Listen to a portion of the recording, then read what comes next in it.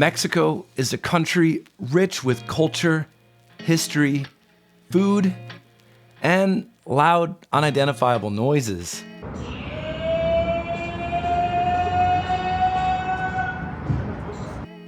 Packing a suitcase for me takes all of about 15 minutes. Unfortunately, deciding what camera to bring is an endless debate inside my head. So for this trip, I decided to bring two, the Ricoh GR IIIx and the Sony a7 IV. Now these cameras couldn't be any farther apart from each other categorically wise, which is why I thought it would be fun to compare them.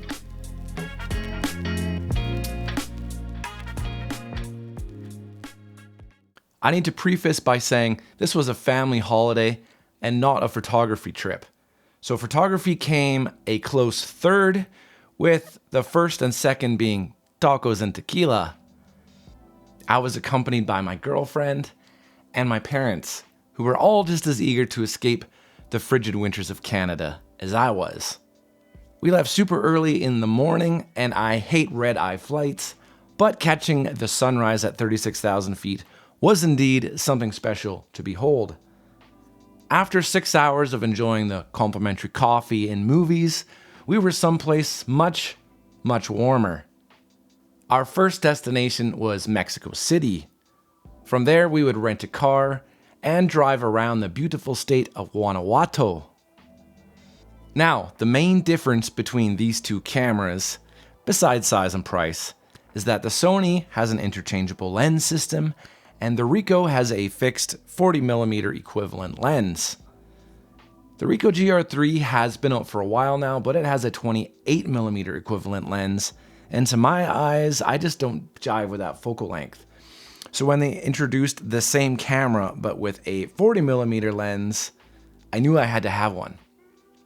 Sony, on the other hand, has a sea of lenses to choose from, and I have quite a few myself, but for this trip, I decided to bring the Sigma Contemporary 28-70 f2.8. It's relatively small compared to many 24-70 lenses, and it performs quite well. Now, I'm not gonna lie, the first couple days in Mexico City were rough. The elevation there is about 7,500 feet, so my lungs were adjusting to that. And there's also a ton of pollution. It's also very loud, to the point I was constantly confused.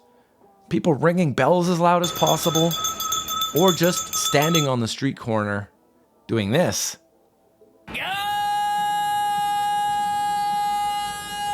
I also learned that in Mexico, as soon as you learn how to play a note on your musical instrument, that rule is to hit the streets and play that note for as loud and as long as possible. And in between playing that note, ask for money.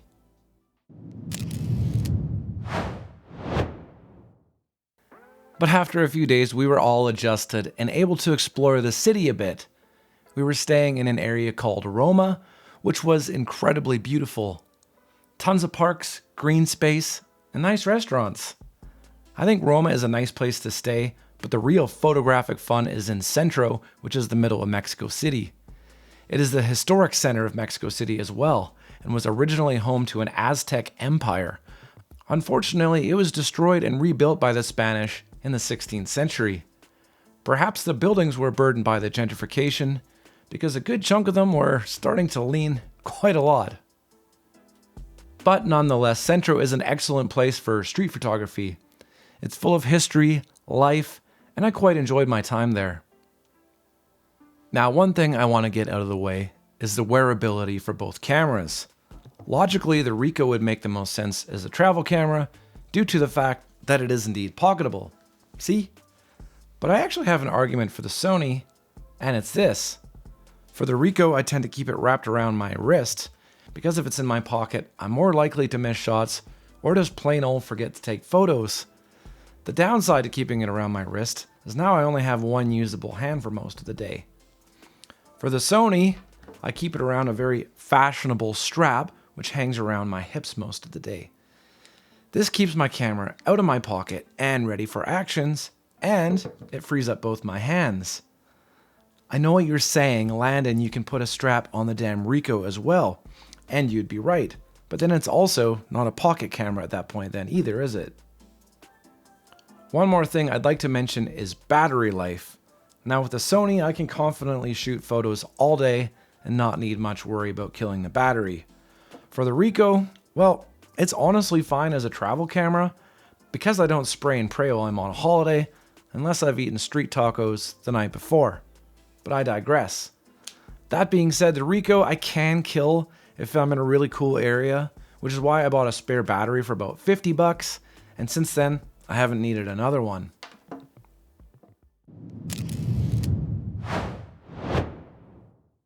Okay, next stop was San Miguel de Allende, which is about a 2.5 hour drive northeast.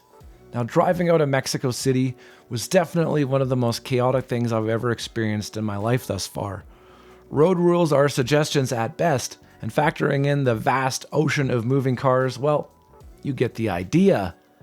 The streets of San Miguel are also adventurous, but in a different way. Incredibly windy, steep brick roads that enjoy taunting the fate of heart. San Miguel is incredibly beautiful, but since World War II, it has a history of foreigners moving there for art and culture. And there's nothing wrong with that, but it did feel a little bit more dressed up and well presented. A little less rugged than Mexico City. That being said, it's still a great place to take pictures because there's endless streets filled with textures, colors, and beautiful architecture. And every night in the square there seems to be music or other kinds of performances going on.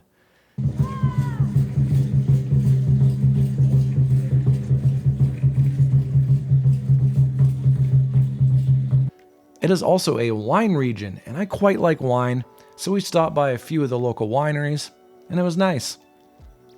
Now let's talk about autofocus.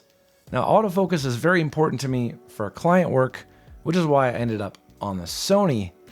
Missing shots when you're on the job is awful, and I don't like opening Lightroom only to find the best frame was just slightly out of focus. However, for travel, I find myself needing less.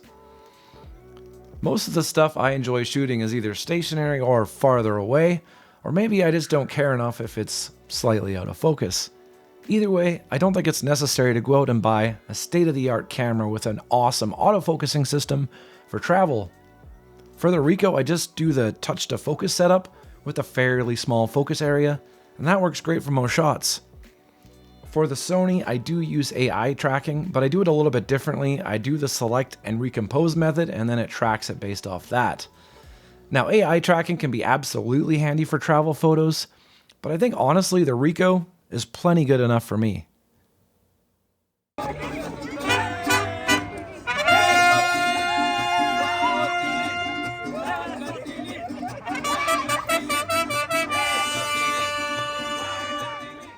Another obvious difference between the two is that the Ricoh does not have a viewfinder.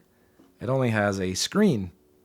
This is the first camera I've owned that doesn't have a viewfinder, and I thought it was going to be a major problem, but turns out it really isn't at all. In fact, it's changed the way I shoot on the streets, and I think for the better. Perhaps it's me, but holding a camera up to your eye tends to frighten people more than just holding a camera all willy-nilly like this. It's probably also because the Ricoh looks like a camera your gran would have had in the 90s. Not having a viewfinder has also made me compose things in new angles that I would have been otherwise too lazy to try if I had a camera held up to my eye. In sunny weather, the screen can be a little bit hard to distinguish the fine details, but it was never to the point where I couldn't compose my frame. Now the Sony has a tilty flippy screen, which is quite nice, and it has an awesome viewfinder as well. There's really not much to say here. The Sony is technically better in every conceivable way. But do I need those things for travel photos? No.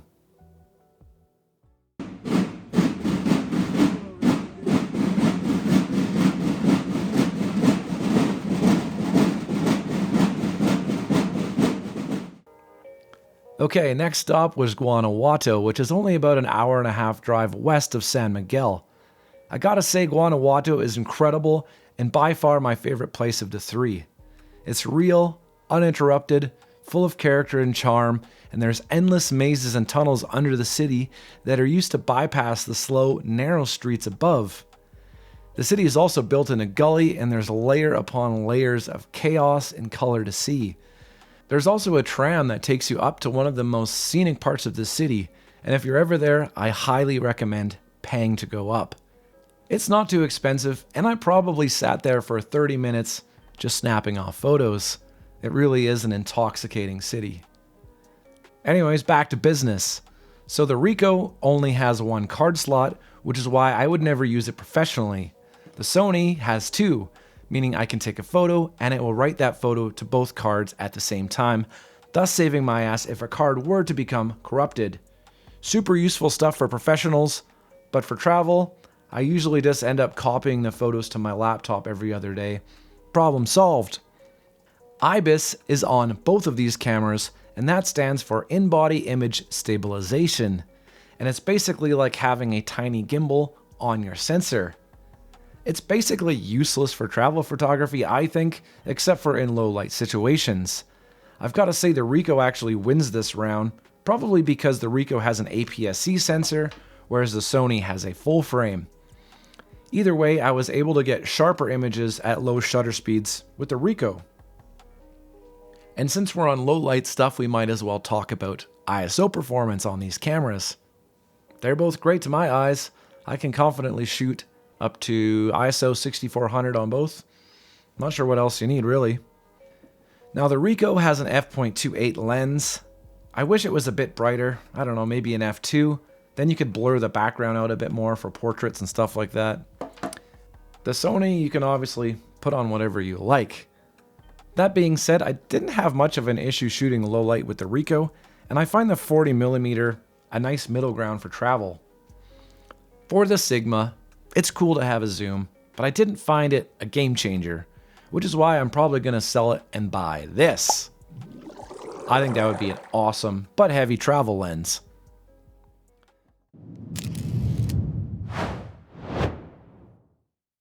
Now, build quality is where, unfortunately, the Ricoh shows that it is indeed a much cheaper camera. I've had the Ricoh for 2 years now, and the jog wheel has already started to quit on me. Luckily, there's wheels I can navigate, but it's still a pain in the ass nonetheless. Also, apparently dust can get inside the camera and onto the sensor by means of the little mechanical bits of the lens. Cleaning the sensor would require major surgery, and so I've opted to put on this cheap Amazon filter housing, and then I just sealed it off with a crappy UV filter on the end. I also sealed it with electrical tape. I can safely say that I have absolutely no dust on my sensor thus far, but technically it all seems a bit silly, doesn't it?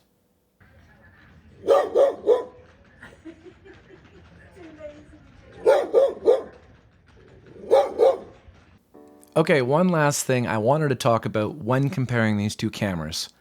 It's a little bit more subjective, but incredibly important to me personally, and that is color science. Now, when I first got into photography, I was told from many people that color science doesn't matter much as long as you're shooting raw. Unfortunately to me, those people are very wrong, and I'll give an example of why.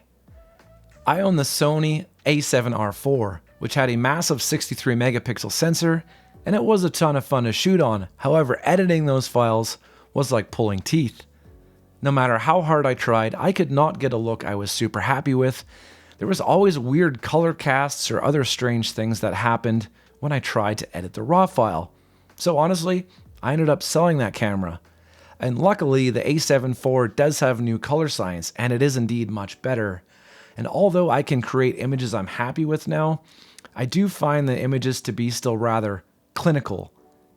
Now, to me, this is the sole reason why I love the images from the Ricoh more than any pro camera I've owned before. And that includes the likes of Fuji, Canon, Nikon, and the likes. To me, the Ricoh colors are filmish-like, and I hate to use that word because I know it's a loaded term to some. But for me, it was just a good way to describe it. It has a certain dreaminess to the colors, a certain je ne sais quoi that constantly gives me a wow. And at the end of the day, that is the thing we're all after in photography, isn't it?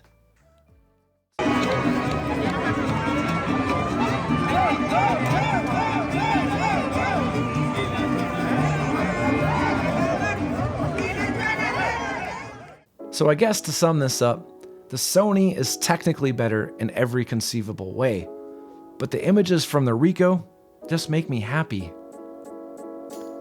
Anyways, I hope you guys enjoyed the video and my take on these two cameras. Please subscribe to the channel if you think I earned it, and I'll leave you guys with this cool shot flying home, which was shot on my iPhone. See you later.